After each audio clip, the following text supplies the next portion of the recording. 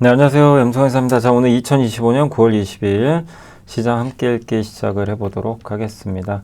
오늘 이게 뭐 그림도 이렇게 나와 있지만 뭐 요새 진짜 그림 잘 그리죠. AI가. 근데 이제 시진핑과 트럼프가 만나기로 합의를 했습니다. 그래서 경주에서 이제 다음 달 경주가 아주 뜨거워질 것 같아요. 거기 뭐 젠순왕도 오고 뭐 사티아 나델라 같은 마이크로소프트 CEO도 올 것 같고 유명한 인사들이 많이 올 것 같습니다. 역대급 에이펙 회담이 좀 될 것 같아서 좀 기대가 많이 되는 그런 상황입니다. 자, 일단 오늘 미국 뭐 시장 뭐 괜찮았는데 그 상황하고 드디어 주주분들 좀 고생하셨습니다. LTC 중복 상장 처리했습니다. 그래서 주가가 뭐 거의 반영했고 그거 아니었으면 주가가 정말 훨씬 많이 갔을 텐데 근데 진짜 고생하셨습니다. 저도 좀 이게 중복 상장 안 되기를 많이 좀 응원을 해드렸는데 다행히 이제 중복 상장 안 됐고 뭐 기업에 물론 입장도 있을 수는 있어요. 그렇지만 지금은 이게 중복 상장 안 됩니다. 왜냐하면 지금 상법 개정도 됐고 트렌드에 맞지도 않고요. 제2의 LG화학 사건이 발생할 수 있거든요. 그리고 보상안도 너무 적었기 때문에 중복 상장 철회는 어쨌든 뭐 당연한 수순이고 이러한 결정 환영을 해야 될 것 같습니다. 에이펙 정상회담 이제 아까 말씀드린 대로 확정됐고 알테오젠의 그 알테오젠이 그 키투르다 정맥 주사 말고 여기 피하 주사 그 SC라 그러죠. 이거 FDA 승인을 좀 빨리 받았어요. 원래는 이번 주에 받을 줄 알았는데 그래서 승인돼서 오늘 주가 좋았고 시장이 열린 거죠. 정말 이제 FDA까지. 삼성전자 12단 제품 드디어 통과했다고 합니다. 단독 보도가 아니에요.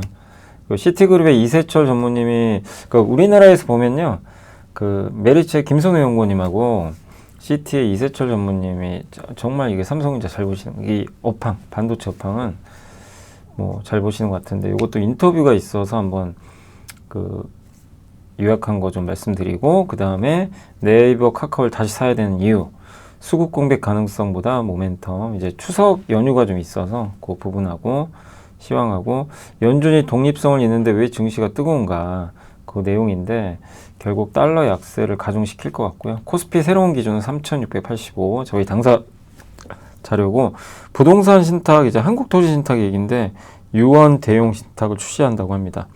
요건 좀 호재 같고요. HBM 3 12단 이제는 3자구도 뭐 삼성전자 얘기했죠. 그리고 쏘캄 아시죠? 기판 중에 요거 초도 발전 요건 TLB한테 좀 긍정적이죠. 원유와 석유화학 제품 수급 밸런스 방해 이거는 롯데정밀화학한테 좀 긍정적인 내용이 좀 있어서 말씀드릴 예정이고 그 다음에 삼성전자, 서부 T&D, LS, 호텔신라, 세트레가이, 휴메딕스, 공시는 이노스페이스, 강원랜드, 가비아 이렇게 말씀드리겠습니다.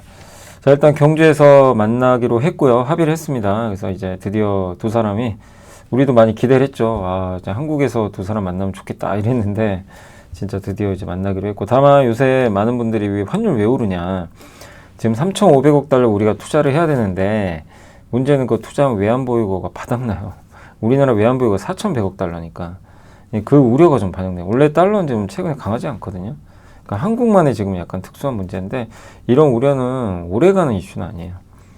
그래서 환율은 좀 일시적으로 튀었다 이렇게 보시되 다만 그 한국과 미국의 이 관세 협상이 좀 어느 정도 진정이 돼야 되겠죠. 잘 돼야 이게 환율이 좀 떨어질 것 같습니다.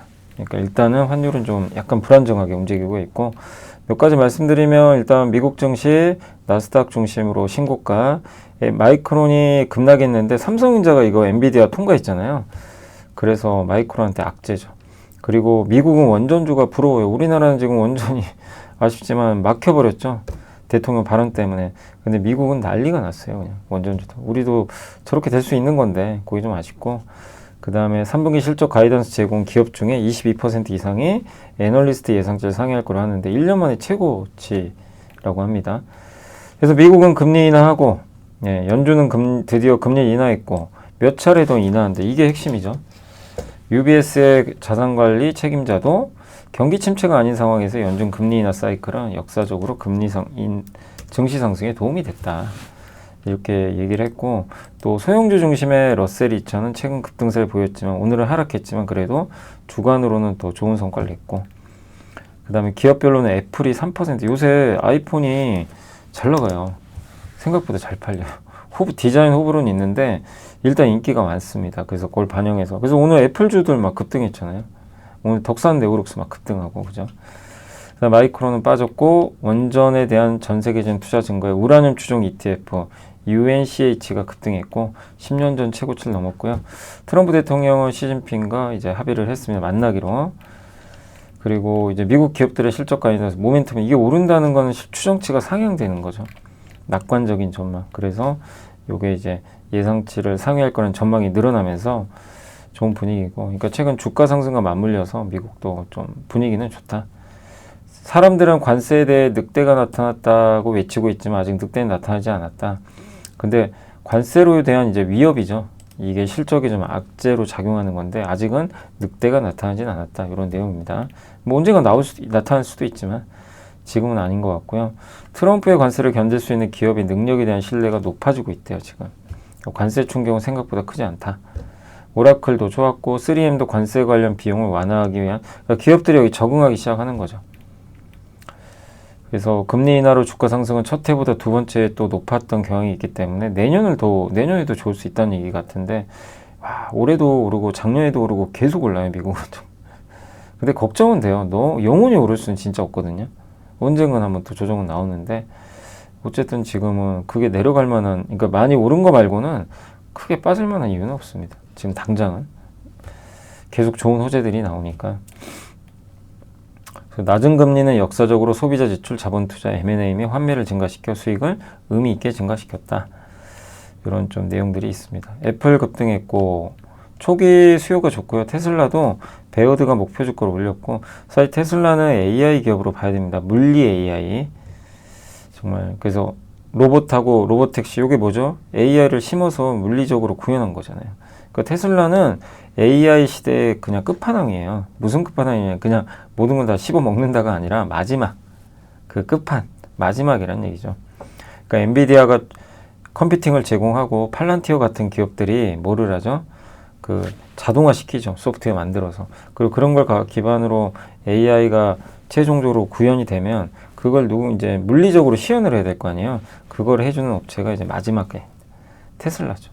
그렇게 보시면 되겠습니다. 그런 평가들이 나오고 있어서 최근에 강하고, 인텔은 이제 인텔에 대한 지분 투자는 엔비디아한테 유리하다는 얘기가 있었고, 그다음 마이크론은 좋은 평가에도 일단 삼성이 엔비디아 공급했다는 소식에 급락. 인텔은 이제 급등 후에 이게 인텔보다 엔비디아가 더 유리한 거 아니냐 이런 얘기 나오면서 급락을 했습니다.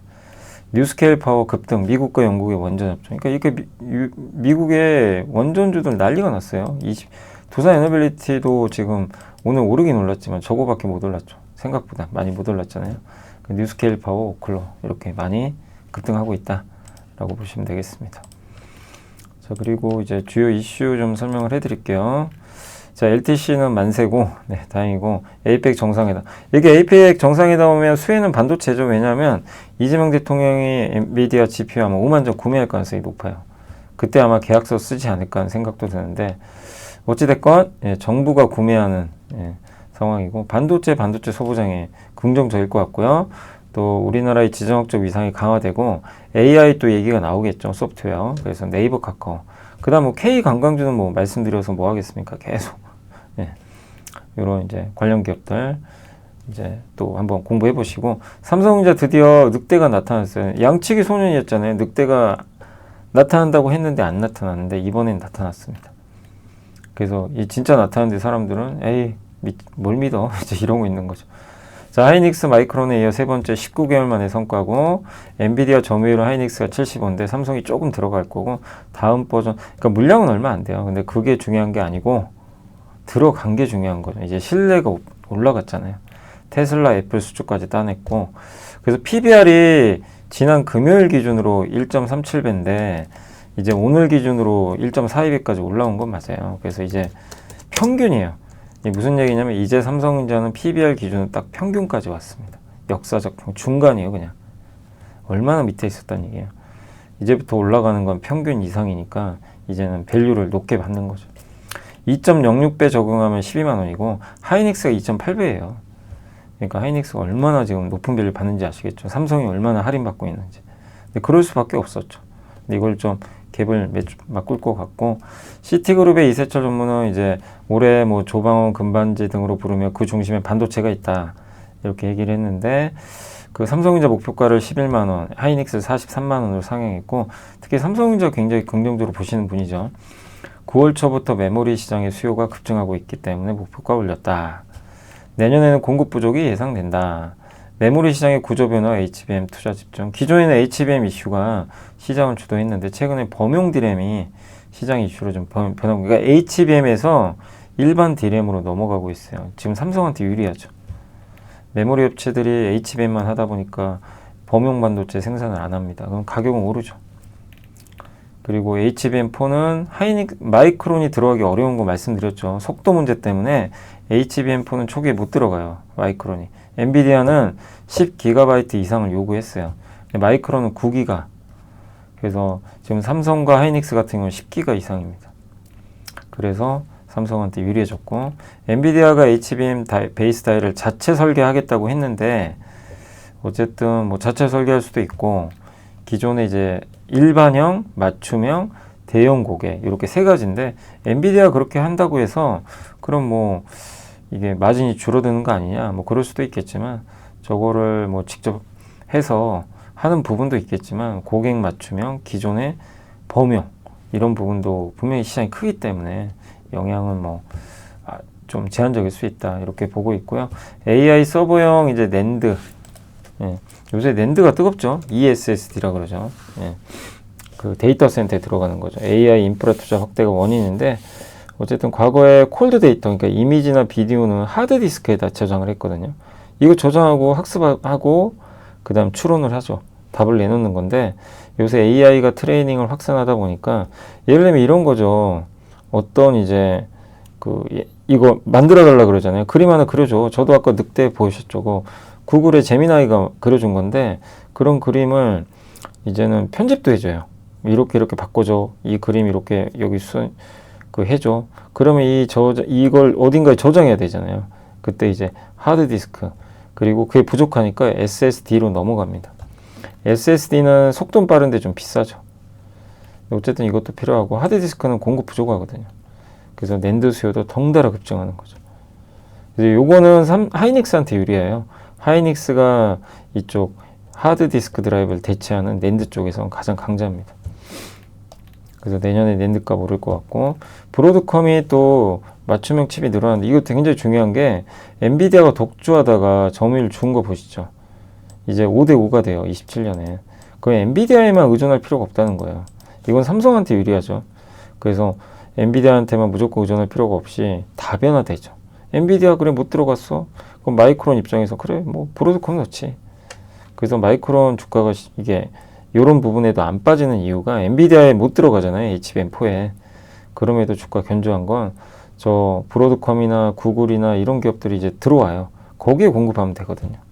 네, 그런 이슈도 있다고 합니다. 그리고 중국이 자립하고 있고 그리고 AI 확산으로 범용 메모리 수요는 계속 증가하고 GDDR7 그래픽 디램 HBM보다는 조금 이제 성능은 좀 떨어지지만 저것도 이제 AI 가속기에 쓰이는데 저거는 삼성이 잘하죠.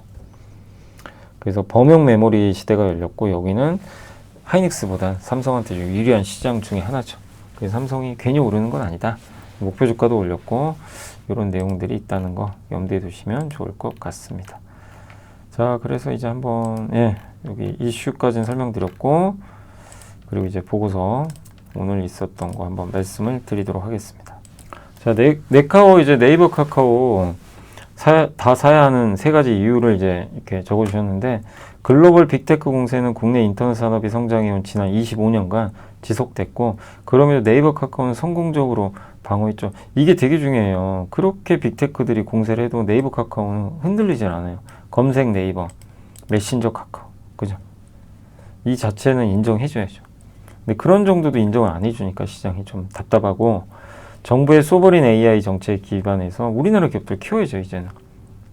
전자상거래 시장은 계속 성장해요. 점점 대형사, 그러니까 쿠팡과 그 네이버로 이제 쏠리고 있어요. 이번에 또 컬리까지 네이버에 입점을 하게 됐고, 다만 인스타그램, 유튜브를 이기는 어렵죠. 이 부분은 또 이들만의 리그고. 근데 어쨌든 국내 투자들의 우려는 단순해요. 인스타, 유튜브 이렇게 많이들 보고 국내 플랫폼은 안 보는데 오픈AI 구글은 또 AI로 이렇게 장악하고, 그래서 이거 미래가 없는 거 아닌가 이렇게 보는데, 다만 그렇게까지 볼 필요 없다는 거죠. 네이버는 검색, 커머스, 지역정보, 카페, 블로그 같은 국내에 있는 엄청난 데이터를 갖고 있고, 전자상거래는 오히려 우위에 있죠. 이거는 글로벌 빅테크가 할 수 없는 사업이에요. 그죠? 요걸 통해서 AI 도입해서 경쟁력 강화, 퀄리 제휴도 하고, 또 정부가 AI 시장 공략하고 있으니까 여기에 또 네이버가 중심이 될 수 있고, 내일 또 이프카카오 행사가 열리거든요. 카카오톡이 개편을 합니다. 여기에 AI 기능을 넣는데요. 챗 GPT랑 협업을 해서. 그래서 요 서비스는 11월부터 아마 나올 것 같은데, 이런 내용도 이제 긍정적이죠. 구독 모델도 도입하고. 그래서 네이버, 카카오를 모멘텀 모두 풍부하기 때문에 비중 확대하자는 그런 의견이니까, 저는 어쨌든 네이버, 카카오, 저는 개인적으로 뭐 예전부터 네이버는 좀 긍정적으로 많이 말씀드렸는데, 뭐 카카오도 이런 부분에서 충분히 AI 경쟁력을 우리가 감안할 수 있기 때문에 두 기업 다 기대를 해보면 하지 않을까라고 생각을 하고 있습니다. 자, 시황 관련해선 이제 이게 추석이 여기라고 치면 여기인데, 과거 추석 연휴예요. 추석 연휴 명절 전후의 코스피 흐름입니다. 이렇게 대부분 약하죠. 좀 약해요. 약한 경우가 되게 많아요. 근데 끝나면 또 오릅니다. 그래서 보통 쉬어가요.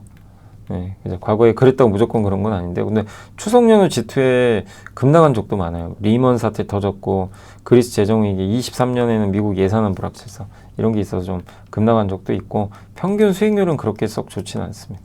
다만 방향이 바뀌진 않아요. 그래서 추석 연휴 직후에 첫 거래일에 코스피 들쑥날쑥하죠. 이거 가지고 뭐 추석 이후에 오르니 많이, 이거는 의미가 없습니다. 네. 어쨌든 근데 명절 다음 날 추석 때 어쨌든 좀 설날보다는 성과가 좋지는 않았다. 네. 추석 전날은 좀 오르고. 근데 이거 어떤 얘기냐면, 추석 전후로 약간 부진할 수 있다는 얘기예요. 근데 그거를 이상하게 생각하지 말고 아주 자연스러운 생각이에요. 현상. 이번에 10일이나 쉬잖아요. 합치면 오래 쉬죠. 그래서 그런 부분들이 있기 때문에 뭐 이 현상을 이상하게 볼 필요 없다. 그래서 그런 거 오히려 쉰다면 또 기회가 될 거고, 계속 상승 추세는 이어진다. 이렇게 보시면 되겠습니다. 그 트럼프가 연준을 지금 압박하잖아요. 그래서 뭐 닉슨 대통령과 비교하는 이들이 많은데, 월가에 막 이제 발을 들인 레이 달리오가 이때 71년도에 막 발을 들였대요. 근데 주말 TV 보니까 금태환, 금과 달러를 연동시켰는데 이거 이제 깨버린 거예요. 그래서 이거 미국 증시 폭락하겠다 막 이래가지고 매도 포지션을 취했는데, 뭔 일인지 오히려 주가가 폭등해 버렸대요. 그래서 힘들어했던 이제 일화가 있고, 닉슨이 연준에 개입한 적이 있거든요. 금리를 낮추려고 했어요. 금융 억압이죠. 그럼 어떻게 됩니까? 금리가 떨어지겠죠. 그럼 실질 금리가 떨어지면 통화 가치가 떨어지게 됩니다. 달러가 떨어지는 거예요. 그럼 어떻게 됐어요? 네. 그렇게 달러가 떨어지게 되면 당연히 미국 증시에는 어쨌든 이제, 그러니까 글로벌 자산 시장에는 긍정적일 수 있는 거죠. 근데 어쨌든 달러는 약해졌고, 지금은 자금은 미국 시장에서 이탈했고, 금융 억압 하에서 실질금리 하락은, 통화가치 하락은 항상 아니지만 대체로 통해 달러가 약해지고, 아베노믹스, 일본이 아베가 중앙은행에 개입해가지고 돈 풀어버렸잖아요. 금리 낮추고. 그래서 일본 주가는 급등해버렸죠. 근데 물론 이제 닉슨 시대의 미국은 그냥 주가 계속 오른 건 아니고 왔다 갔다 했고요. 일본은 이렇게 날아갔고, 일본이 당시에 이제 비달러화 자산이죠. 그러니까 한마디로 달러 약세잖아요. 그죠? 금융을 억압하면 달러가 약해져요. 근데 그럼 돈이 미국에서 빠져나가서 어디로 갑니까? 비달러 자산. 그래서 일본 금이 난리가 난 거죠. 그러니까 이런 게 재현될 수 있어요. 그래서 국내 증시에 꽉 붙들어 있어야 되는 거예요. 저런 유동성 버블이 터져버릴 수도 있어요. 그러니까 저는 계속해서 말씀드리는 게, 기왕 갖고 있는 주식은 웬만하면 가져가야 된다. 뭐 단기적으로 급락하더라도 그건 버텨야 되고, 그 말씀 드렸고, 다만 이제 매수를 언제 할 거냐, 요게 고민이지, 보유는 계속 해야 돼요. 저런 이제 유동성 장세가 언제 끝날지 모르고 끝이 되게 엄청 화려하거든요. 예. 그렇기 때문에 그걸 또 놓쳐서는 또 안 되니까, 어떤 기업이 또 그럴지 모르지만 계속 좀 주식 비중은 유지해 가는 게 낫지 않나 보고 있고, 저희 당사는 이제 코스피 적정 지수는 3685로 잡습니다. 그러니까 적정 지수는요, 이게 적정하다고 해서 거기까지 가거나 그 이상 못 간다는 건 아니에요. 그 이상 가는, 미국 증시는 적정 레벨 이미 벗어나서 계속 오르잖아요. 그러니까 그냥 하나의 포인트지. 저 위에 있는 게 더 좋아요. 그만큼 한국이 재평가 받는다는 거죠. 그러니까 지금도 싼 거죠, 어떻게 보면. 근데 우리나라는 항상 이제 PBR이 왔다 갔다 했는데 이제는 상법 개정, 주주 권익보 이런 것 때문에 당연히 이제 시장이 한 단계 레벨업 했고 12개월 이제 ROE 기준으로 하면 1.47배가 정상인데 한국의 중복 상장 기업들이 있잖아요. 그걸 비중을 감안하면 13.3을 없애야 돼요. 그러면 1.23배, 3,685가 일단 적정하고 근데 중복 상장을 이제 줄여주면 지금 중복사는 LTC도 못하고 이런 일들이 점점 이제 줄어들고 주식수가 줄어든다면 점점 밸류는 올라가게 되겠죠. 네. 그래서 이 부분 좋고 또 지난주에 기재부 1급 공직자들이 사표 낸 거 아세요? 이유가 뭐냐면 세제를 이제 깎아주잖아요. 세제 혜택 같은 거. 뭐냐면 이번 대주주 양도차익과세도 그렇고 배당소득 분리과세 이런 것들은 이제 기재부 입장에서 부담스럽죠. 세금을 많이 걷어야 되는데. 근데 그러면 이 기재부의 의견을 받아준 게 아니라 기재부 1급 공직자들이 그냥 사표를 내버리고 나가버립니다. 받아들였어요. 이재명 정부의 의지죠. 그래 기재부가 반발이 있어도 괜찮다는 거죠. 주식 부양이 우선이다. 그러니까 이것도 시장에는 긍정적이라는 거죠. 그리고 중복 상장이 우리나라 진짜 많았잖아요. 그죠? 그래서 이게 중복 상장 비율인데 이제 이런 것들이 이제는 줄어들어야죠. 이게 줄어들어야 돼요. 너무 많아요. 그러면 또 재평가가 이루어지지 않겠냐 보고 있고 한국토지신탁의 유언 대용 신탁을 출시한다고 합니다. 그래서 이게 뭐냐면 미리미리 유언 대용 신탁인데 개인 소유 부동산에 특화된 신탁 서비스고 생전에 이제 부동산을 누구한테 상속할지 미리 정해놓는 거죠. 그래서 상속을 신속하게 집행하는 특징이 있습니다. 그래서 1인 가구도 증가하고 고령화되면서 전통적인 유언 방식으로 대응이 좀 어렵거든요. 그래서 옛날에는 이제 그래도 좀 자산이 큰 사람들만 대상으로 했는데 이제는 시가 5억 원 이상 아파트라면 한 채라도 가입할 수 있도록 문턱을 낮춰버렸어요. 그러니까 이제 중산층도 충분히 가입할 수 있게 해버린 거죠. 그래서 우리나라는 초고령 사회에 진입하고 시니어 계층을 겨냥한 부동산 금융상품이 다시 출시되고 시니어 하우징 개발도 본격화되니까 이 부분은 성장할 수 있다. 그래서 어떤 산업이든 인구가 많아야 되거든요. 우리나라 이제 고령 인구 늘어나는 건 뭐 기정사실이죠. 그래서 우리가 고령화 수혜를 봐야 되는 거예요. 비만 치료제, 당뇨, 그죠? 예, 바이오를 봐야 되는 이유. 피부 미용, 그 다음에 혈당, 아이센스가 하는 이런 거. 넥스트 바이오 메디컬의 퇴행성 관절염 치료제. 다 거기 관련이 돼 있죠. 인구가 많아지잖아요. 그쪽은. 그죠? 네. 그런 건데 그 중에 또 하나가 이런 거다. 그래서 토지신탁한테 긍정적이지 않겠냐 이렇게 보고 있는 것 같습니다. 반도체는 이제 HBM3 12단 이제 드디어 공급에 성공했고 고난 끝에 엔비디아 인증 통과했고 물량은 많지는 않죠. 뭐 그렇지만 물량이 중요한 건 아니에요 지금. 이제는 뭐냐면 HBM4가 중요합니다. 먼저 하이닉스부터 들어갈 거고요. 하이닉스가 아마 가장 먼저 들어가고 삼성이 이제 속도를 10GB로 올렸고 4나노 공정 이게 삼성의 강점이죠. 이 베이스 다이 맨 밑에 있는 다이를 삼성은 자체 파운드리가 있으니까 하고 하이닉스는 못하니까 TSMC가 12나노로 해줘요. 아무래도 삼성이 좀 더 이 부분은 경쟁력이 있겠죠. 그리고 이제 D램도 그 위에 쌓는 D램은 1C 나노 하이닉스는 1B거든요. 그러니까 삼성이 또 좀 더 성능은 좋아요. 근데 문제는 수율이죠. 수율이 최적화돼야 되니까 그건 좀 검증이 돼야 되고요. 그래서 12월 말부터 샘플 테스트 아마 엔비디아에서 테스트를 할 걸로 좀 보여집니다. D램, 1C D램은 수율이 많이 올라왔어요. 70% 중반까지. 소캄은 이제 한마디로 이제 기판이죠. 기판 같은 건데 모듈인데 엔비디아 다음에 나오는 루빈 칩 그러니까 블랙엘 다음에 루빈이잖아요. 이게 생각보다 좀 빨리 나올 것 같아요. 내년 1분기 중반. 그래서 이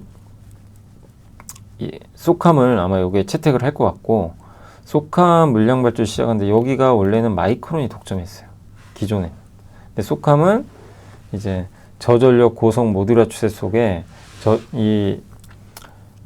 뭐라고 하냐면 탈부착이 가능합니다. 예. 한마디로 이게 왜 잠깐만요. 같은 얘기가 반복된 것 같아요. 그죠? 예. 그러니까 이 탈부착이 가능해요. 예. 그러니까 모듈을 뗐다 폈다 할 수 있어요. 그럼 굉장히 효율적이죠. 기존에는 합쳐져 있어요.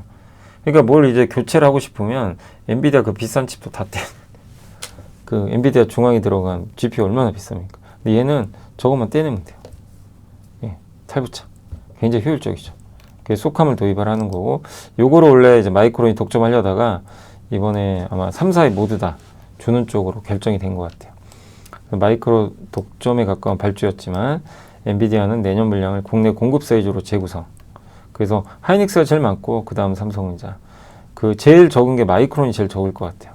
3사 모두 사용하고자 하는 지금 상황입니다. 그래서 여기에는 밸류 체인은 뭐 TLB예요. 속함은 TLB가 가장 큰 수혜를 받을 것 같고, 메모리 모듈 기판이 원래 12층짜리인데 속함은 16층 구조입니다.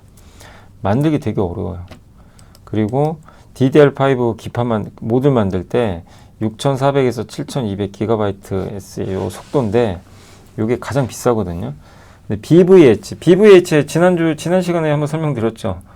예, 그 TLB가 공시가 있어가지고 한번 소개해드렸는데, 요거 이 기판인데 안으로 파고 들어가서 그 구멍이 안 보이는 거예요. 그러니까 안쪽으로 구멍을 파버리는 거죠. 외부에 안 보이게. 예. 그래서 이걸 벨이 들어가죠. 그러죠. 예. 묻혀 있다. 그런 이제 약자죠, B가. 그 공법적은 이게 비싸요. 근데 그거보다 더 비싸대요, 속함이. 네. TLB는 마이크론의 속함에서는 수혜를 많이 못 받는데 국내 메모리사에 납품을 하니까 국내가 이렇게 늘어나면 당연히 호재가 되겠죠. 그리고 베트남에 300억 정도 투자한대요. 그래서 탑픽이고, 요게 하이닉스, 삼성전자 요 72 마이크론이니까 마이크론이 속함이 많지가 않죠. 올해까지는 마이크론이 제일 많은데 내년에는 별로 없어요. 많이 안 늘어납니다. 요게 반도체 칩을 저기다 붙이는 거예요. 예. 요렇게 생겼습니다, 실제. 그래서 참고해 주시면 좋겠습니다. 지식이 복리로 쌓이는 투자 정보, 믿음 가는 투자 정보 파트너 투원투게더 오픈.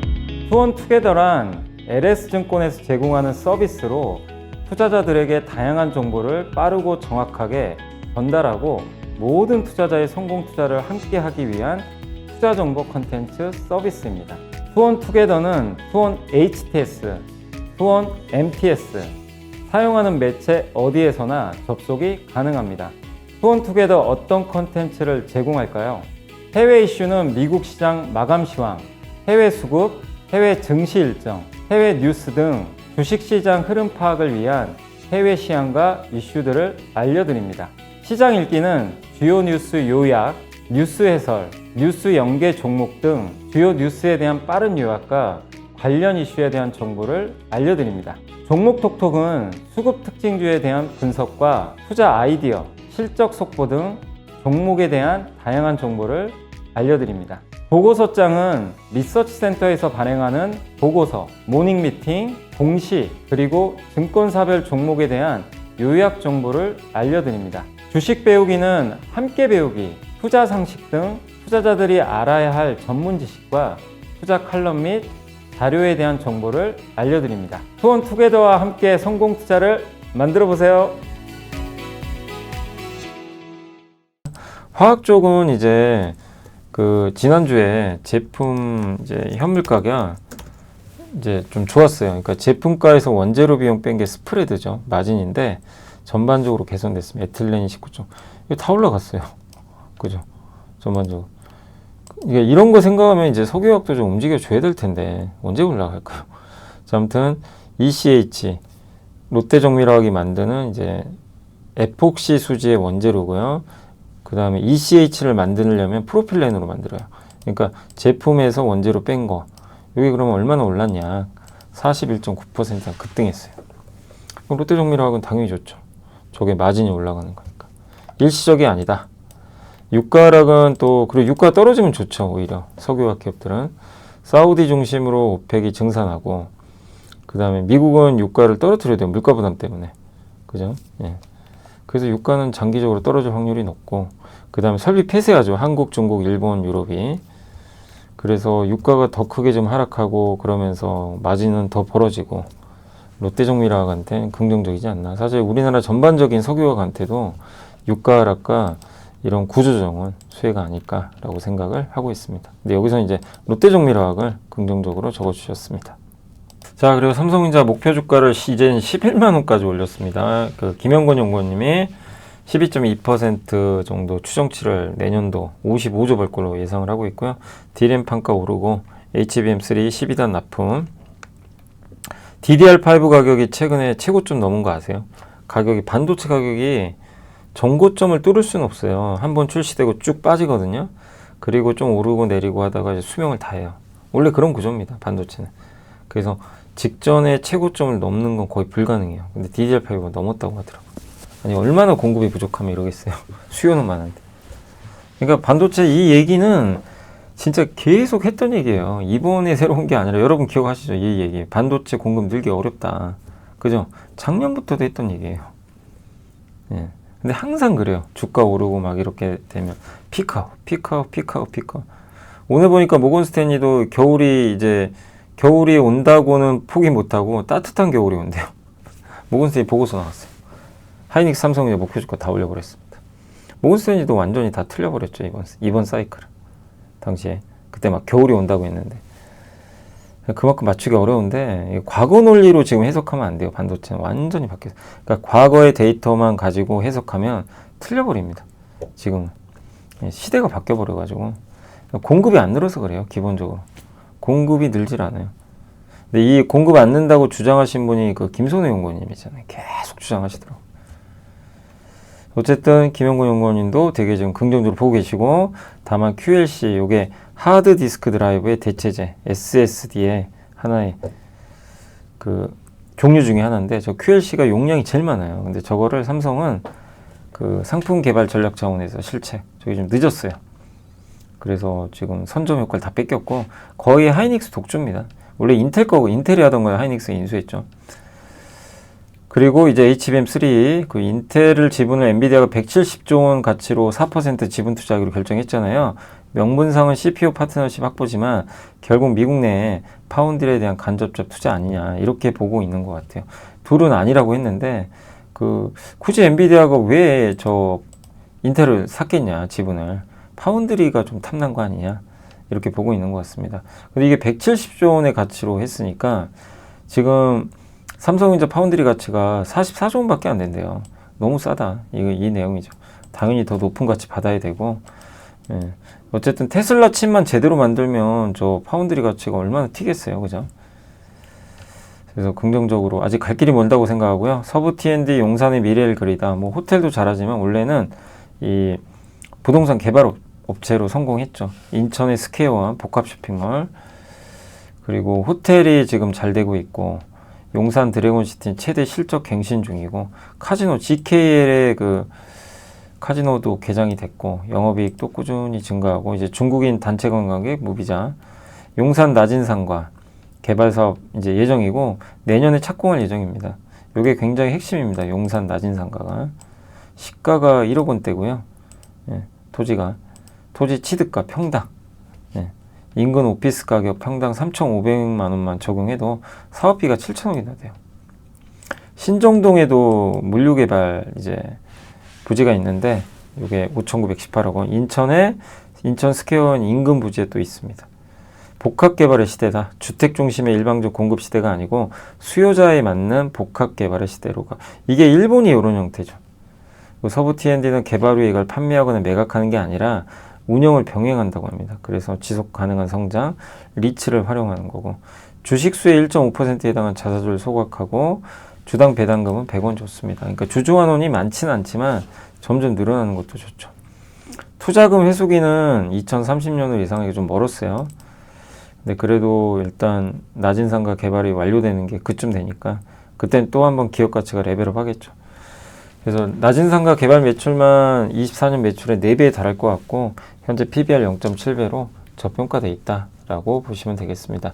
핵심은 호텔이 부족한 거죠. 서울에 객실이 제일 많은 호텔인데도 부족할 수밖에 없는 상황이고, 자, LS는 이제 DB증권의 안혜수 연구원님이, 저도 LS를 이제 계속 좀 지켜보고 있는 것 중에 하나가 그것 때문에 그래요. HVDC. 이 케이블 시장이 굉장히 매력이 있죠. 그래서 해저 케이블 공장 증설, 그래서 26년 해저 4, 5동 가동 시장하고 미국에도 준공하고, 예, 그래서 계속해서 전선 수주가 확대되고 있어서 긍정적이고, 단가 오르겠죠. HVDC 케이블은 단가가 비싸거든요. 예. 그래서 여기에 경쟁력을 갖고 있는 기업이고, 또 LS 마린 솔루션 자회사가 포설선도 해가지고 포설선 가지고 LS 전선이요 바다에다가 그거 깔아주는 거죠. 예. 바다에다 이제 그 뭐라 그러죠? 이 전선을 막 깔아주는 거죠. 이 부분도 호재고. 그래서 또 새로운 시장이 열리고요. 미국 연방주도 하에 지역 간 송전망 확충 프로젝트 본격화는 HVDC 케이블 수요. 이거는 어디든 많이 필요하지 않을까 이렇게 보고 있습니다. 다만 중복 성장이 위험 요인인데 중복 성장 지금 시대가 어느 시대인데 중복 성장을 합니까? 큰일 나죠. 그래서 절대 저도 반대고 안 할 거라고 생각해요. LTC도 성장 철회했으니까 당연히 지금은 해서는 안 된다. 이렇게 말씀드리고 싶고 호텔 신라는 이제 상승 위험대 하락 위험 중에 상승이 더 우위에 있다. 그 지난주에도 설명해 드렸지만 철수했죠. 이거는 오히려 긍정적인 평가를 내리고 있고 연간 한 8,900억 정도 까먹거든요. 위약금 1,900억이니까 당장 실적은 안 좋아질 수밖에 없어요. 그러나 이게 이제 더 이상 적자가 없잖아요. 그죠? 매년 내야 되는 이 적자가 800억, 900억이 날아가니까 긍정적일 수밖에 없죠. 그래서 이제는 호텔 사업이 비중이 더 커질 거고 호텔이 잘 나가요. 이제 객실도 꽉 찼고 단가도 올려야 되고 그리고 단체 관광객이 또 올 거고 면세점도 시내 면세점은 아마 장사 되거든요. 그래서 공항점이 좀 어렵다 보니까 그런 건데 이거 불확실성을 좀 해소할 수 있다는 측면에선 긍정적입니다. 세트레가이는 지난주에 주가 좋았고요. 흑자 전환 계속 흑자 내고 있고 자회사가 이제 위성 영상을 분석하고 그런 걸 제공하는 서비스를 합니다. 직원 수도 줄고 고정비 줄였고, 그래서 수주 잔고는 점진적으로 지금 이제 조금씩 소진은 되고 있고요. 국내 대형 프로젝트는 이제 좀 이제 부재한 상황인데 내년부터 신규 수주 회복될 걸로 기대를 하고 있습니다. 정부 정책도 있으니까. 스페이스아이가 이번에 그 스페이스X의 발사체 태워져서 이렇게 우주로 나간 인공위성이고 요거 만든 회사가 바로 세트레가인데 해상도가 엄청 좋아요. 그래서 요걸 통해서 위성 영상을 받아다가 이런 걸 판매를 하는 거죠. 공급하고 가공해가지고. 그래서 유럽 주요 기관과 이런 위성 영상 공급 계약을 체결했다고 합니다. 여기 강자가 막사르라 에어버스래요. 근데 여기에 세트레가의 자회사가 들어가니까 이것도 호재죠. 이게 위성 포트폴리오고 이게 스페이스 IT입니다. 요번에 발사. 크기가 좀 크죠, 이거는. 그래도 기존 거는 되게 작았어요. 요게 실제 촬영한 겁니다. 엄청 선명하죠. 이게 초고해상도 이제 관찰 이성이죠. 자, 그리고 휴메딕스 이제 엘라비어 리트로 워낙 저도 많이 설명드렸는데 3분기 실적 괜찮을 것 같고요. 내수는 안 좋지만 수출은 좋다. 화장품도 견고하고 핵심은 이제 엘라비어 리티오 매출이 본격적으로 좀 늘어날 걸로 보고 있습니다. 엘라비어 리티오는 이제 내년에는 139억까지 전망하고 있고 이게 다른 사람의 피부를 쓰다 보니까 거부감이 있어요. 그렇지만 이제 그것만 잘 극복한다면 매출이 빠르게 늘어나서 기업 가치에는 기여할 것 같고 지방분해 주사제도 만든다고 하는데 시장 규모는 크지 않고 또 리들 부스터 피부 표면에 미세 구멍을 형성해 가지고 유효 성분을 이 진피 요 안에 있는 피부 안으로 넣는 거죠. 병의원에서 사용 가능하고요. 그리고 요게 PN 연어 생식세포도 있고 복합 필러 요걸 제일 기대하고 있습니다. 내년에 허가를 좀 기대하고 있어요. 요게 내년 상반기 FDA 신청하고 연말까지 출시를 목표로 하고 있다. 그래서 기업 가치가 계속 우상향하는 기업 중에 하나고 또 복합 필러 기대하고 있고요. 내년에. 그리고 엘라비어 리티오도 반응 좋고 PER은 여전히 낮은 편이고 그래서 괜찮지 않나 라고 생각은 하고 있습니다. 자, 거기까지 해드렸고 이제 공시 한번 볼게요. 그 이노스페이스는 아시죠? 이게 돈을 못 벌어가지고 회사가 최근에 이제 증자도 했지만 아니 위성 발사를 해야 되는데 이제 시험 발사만 하다 보니까 이게 성공해야 상업화를 하거든요. 참 힘들었죠. 근데 일단 지금 이번에 독일 기업에 공급하기로 했어요. 위성 발사 서비스를 해주기로. 요게 이제 위성 발사체입니다. 이노스페이스. 한빛 나노인데 요게 독일의 위성 및 데이터 네트워크 통한 글로벌 음성 통신 이제 업체로 알려져 있고요. 그래서 한빛을 이용해 이제 이 위성을 이제 띄워서 이제 요 서비스를 제공을 하게 되는 거죠. 드디어 위성 발사 서비스 상업화 기반을 확보했습니다. 상용화 된 거죠. 그리고 하이브리드 로켓 엔진 가지고 있고 고체와 액체 함께 섞어 쓰고요. 가격 경쟁력도 좀 더 나은 편이고 발사 서비스도 신속하게 하고 있고 그리고 미디어 브로드캐스트 새틀라이트 김 분은 이제 위성통신 서비스 네트워크를 통해 전 세계로 전송한 서비스를 제공하고요. 그리고 데이터 네트워크 프랑크푸르트에 인터넷 허브가 있는데 여기랑 직접 연결을 해서 데이터를 운영하고 텔레포트 독일에 위치한 대규모 지상국을 통해서 위성과의 교신, 데이터 처리 및 관리 서비스를 제공한다고 합니다. 이런 걸 하는 업체라서 긍정적이죠. 그래서 이노스페이스가 이런 정말 상업화 수주를 따냈다는 건 이제 기업이 좀 회생하지 않을까 하는 그런 신호 같고요. 강원랜드는 카지노 변경 신고했는데 실적 영향은 크진 않습니다. 머신 게임 중에 비디오 게임 있거든요. 그 두 개 추가하는 거예요. 외국인 전용 영업장에. 그래서 비중은 아주 크지 않습니다. 1600대 중에 두 대는 0.12%밖에 안 되잖아요. 네, 그래서 아직은 조금 더 시간이 좀 필요해 보이고 외국인 전용 영업장은 이제 갖고는 있는데 이게 규모가 작아요. 그래서 실적에 영향을 주긴 좀 어렵다라고 보시면 되겠습니다. 배당 수익률은 높고요. 그러니까 강원랜드는 배당주로 보시면 돼요. 정부 공기업이고 그런 부분은 매력이 충분히 있죠. 그렇게 보시면 되겠고, 그러니까 고배당으로 보실 필요는 있습니다.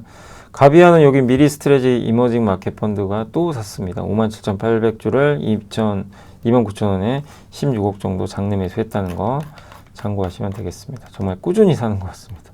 자, 그래서 오늘 일단 제가 여기까지 보고선 해드렸고, 뭐 좀 못한 거는 내일 또 해드릴게요. 시간이 이제 4시 10분 돼서 월요일마다 제가 라디오 가잖아요. 네, 여기까지 해드리고, 일단 오늘 시장 또 끝났는데 한번 정리 한번 해드릴게요. 자, 오늘 이제 국내 증시는 이제 한번 차트를 한번 보도록 하겠습니다. 코스피가 신고가를 또 냈고요. 이제 약간 늘어지고 있죠. 이게 아무래도 추석 연휴 다가오기 때문에 요럴 가능성은 좀 있어요. 이렇게 약간 늘어질 가능성. 추세 아니면 이렇게 오르면서 또 한 번 더 땡겨 버릴 수도 있고요. 좀 쉽게 꺾일 상황은 아니고, 그 다음에 코스닥은 뒤늦게 발동 걸렸습니다. 너무 안 갔죠. 코스닥은 더 가야죠. 코스닥은 적어도 900 한 중반까지는 가야 돼요. 그래야 이제 코스피랑 키를 맞아요. 여기 950이거든요. 이때 기억하시죠? 이렇게 왜 셌냐? 이때 그 배터리 이제 그 약간 너무 올라가지고 그때 배터리 버블 터질 때죠. 그때 당시죠. 요 레벨까지는 좀 올라가야 되지 않나. 코스닥도 생각을 하고 있습니다. 그리고 오늘 이제 섹터로는 CXL, 여기 TLB가 뭐 아시죠? 요새 쏘캄도 있고 좀 난리가 났고, 저번에 공시도 한번 분석해드렸지만 상당히 매력적인 기업 중에 하나죠. 네, 일단 오늘 파도도 낸드 관련주, 낸드 컨트롤러. 요새 낸드 공급 부족 얘기 나오니까 수혜를 받고 있어요. QRT 또 여기 낸드 심텍, 테크윙은 근데 HBM 쪽이고, 삼성전자 오늘 PCB도 오늘 급등해서 펨트론이 17%. 이거 HBM 장비주로 한번 소개해드렸죠. 삼성전기 드디어 20만원 넘었습니다. 와, 이게 얼마만입니까? 정말 고생들 하셨습니다. 아이폰 관련주 덕산 네오록스, LG 노텍도 날라갔고, 하이비전도 많이 물어보셨는데 오늘 많이 올랐고요. 다 좋은 분위기고, 미용기기는 비올이 요새 막 갑자기 상한가 가고 있고, 유한양이 오랜만에 올랐고, 휴메딕스도 좋았습니다. 그다음 네페스도 7%, 샘CNS 또 한솔아이온스도 달리고 있고, 그냥 반도체가 계속 주도하고 있어요. 장비, JT 상한가, TFE 뭐 할 거 없이 그냥 반도체가 여전히 압도적인. 네, 그러니까 이미 시장은 주도권을 반도체가 가져가고 있죠. 그리고 바이오시밀러 오늘 좋았고, 삼천당 제약 좋았고, 알테오젠이 급등했습니다. 오늘 제약바이, 그러니까 한마디로 제약과 반도체가 좋았어요. 반면 오늘 좀 조선주는 요새 힘이 없어요. 좀 아무래도 이게 뺏긴 거예요, 힘을. 얘네가 나쁜. 근데 또 기회죠. 그러니까 그때도 말씀드렸지만 조선기전제 한참 달릴 때 반도체를 이제 준비해야 된다고 말씀드렸고, 그럼 반도체가 좀 달리면 이제 조선주가 막 빠진단 말이에요. 그럴 때 또 평소에 괜찮게 봤던 기업이 급락한다. 그럼 또 모아 가는 거죠. 그렇게 하시면 돼요. 그러니까 왜냐면 이게 섹터가 끝난 게 아니니까. 근데 어쩔 수 없어요. 당분간은 이게 힘의 균형에서 밀려버리니까. 엔터도 좀 쉬는 거고 뭐 나쁠 건 없습니다. 그리고 통신 좀 쉬고, 웹툰주, 우주항공은 이제 올랐다가 오늘은 조금 빠졌습니다. 그 다음에 조선주 전반적으로 좀 힘이 없고요. 그렇다고 뭐 크게 빠지는 건 아닙니다. 시멘트도 뭐 큰 힘이 없고, 건설주도 좀 힘이 없습니다. 현대건설 같은 게 팍팍 가면 좋은데, 그죠? 미국 원전주 날아가는데 참 답답합니다. 그런 상황이고, 오늘 외국인들은 일단 주식을 많이 샀고, 개인은 여전히 팔고 있고, 마지막으로 기업들 삼성전자 급등, 삼성전기, 유한양행, 두산에너빌리티도 가다 말아버렸어요. 빠진 거는 이제 현대로템, 방산주 안 좋았고, AI 관련주, 참 LGCNS도 안 갑니다. 네이버도 잘 안 가요. 그 다음에 방산주가 특히 오늘 좀 안 좋았어요. 전반적으로 방산주가 부진. 코스닥은 뭐 바이오 날입니다. 바이오랑 반도체 소부장 그냥 압도를 했습니다. 반면 엔터주가 오늘은 급락했어요. 엔터, 카페24 등 크게 문제는 없어요. 뭐 큰 이슈는 없었습니다. 그 다음에 거래대금 쪽에서는 로보티즈 같은 로봇주 여전히 좋았고, 펜트론, TLB, 파두, 심텍, 유진테크 다 고르게 좋았고요. 빠진 거는 엑시코는 좀 빠졌고, GNC 에너지 오늘 좀 빠졌어요. 이거 이제 데이터 센터 관련주죠. 반면 코스피는 오늘 LG노텍, 애플 관련주의 날이었어요. 그리고 오랜만에 두산로보틱스, 대덕전자, 삼성전기, 기판, LNF도 요새 좋고, 유한양행. 반면 두산피어스 많이 올랐죠. 빠졌고. 그러니까 한마디로 조선, 방산, 수소연료전지같이 최근에 올랐던 건 드드득 빠졌다. 이렇게 정리하고 마무리를 하도록 하겠습니다. 자, 강세장 기조가 쉽게 꺾이진 않지만 시장이 좀 늘어질 건 대비하시고 이렇게 그 과정에서 그냥 신경 쓰지 마시고 그냥 종목이에요. 종목별로 대응하시고. 그러니까 저도 말씀드리고 싶은 게 삼성전자 얼마나 고생하셨습니까? 삼성전기. 근데 그 안 좋을 때 장기적인 관점을 보고 이렇게 모아 가신 분들은 만약에 그쪽 두 개가 비중이 높으면 이번에 아마 큰 경험 하셨어요. 자산이 점프했죠. 그죠? 왜냐면 남들 뭐 진짜 방산주 갈 때도 삼성전자 왕따 당하고 하이닉스 갈 때도 왕따 당하고 그런 시절이 있었는데 그걸 그냥 견뎌가지고 그냥 여기다가 안 쫓아가고 삼성에 만약에 집중 투자하셨다면 이게 계좌가 레벨업 하거든요. 근데 그런 경험은 되게 좋아요. 시간이 오래 걸리더라도. 단 삼성전자가 앞으로가 안 된다면 그런 매매는 안 통하겠지만 미래 가치가 좋아진다고 생각하고 그렇게 했다면 성공한 거잖아요. 지금도 끝은 아니고 어쨌든 이제 그런 경험들을 기반으로 계속 투자를 하시면 돼요. 결국엔 수익률도 중요해요. 근데 우리 계좌를 불려야죠. 불리려면 주력 종목이 잘 가져야 돼요. 그리고 그 주력 종목을 싸게 잡았어야 돼요. 비싸게 사면 많이 못 사는 거죠. 참 어렵죠. 그런 기업은 또 한참 안 가거든요. 근데 이번에 그런 경험을 하셨길 바라고 저는 어쨌든 또 내일 이 시간에 찾아뵙겠습니다. 감사합니다.